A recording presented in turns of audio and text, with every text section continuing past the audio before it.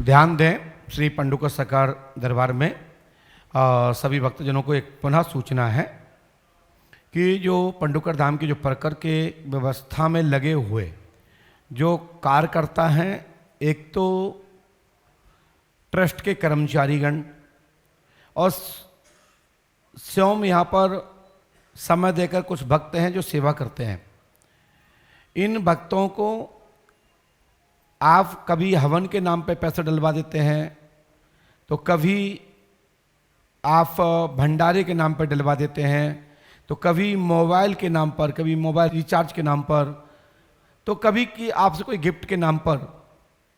और आप लोगों की भी एक बहुत बड़ी गलती है कि हमारे पास सोर्स सिफारिश चलती नहीं, आप उसके बाद भी आप कर्मचारियों को और यहाँ की व्यवस्थाओं को आप बिगाड़ने का कार्य करते हैं और आप जो लुट जाते हैं, आप ठगी के शिकार होते हैं और फिर वो हमसे आप जोड़ते हैं।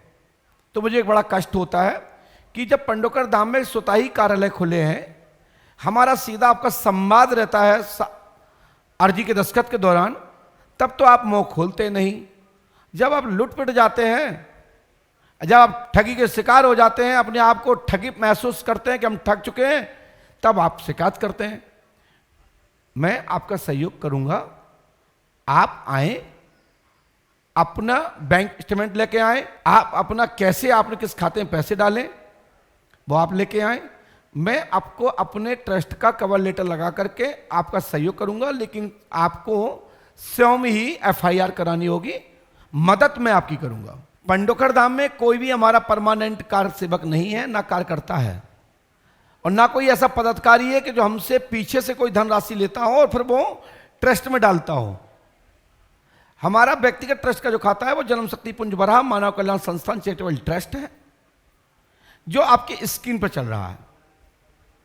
कभी आप किसी के खाते में डालते हैं, तो कभी कभी पुजारी के खाते में डालते हैं, तो कभी किसी के नाम पे डालते हैं, तो कभी छत्र के नाम पे डालते हैं, तो कभी टाइल्स के नाम पे डालते हैं, कभी पत्थर के नाम पे डालते हैं, तो कभी भंडारे के नाम पे, तो कभी चोले के नाम पे, कभी वस्त्र के नाम पर, या कभी हमारे मिलने के नाम पर। आप गलत करते हैं।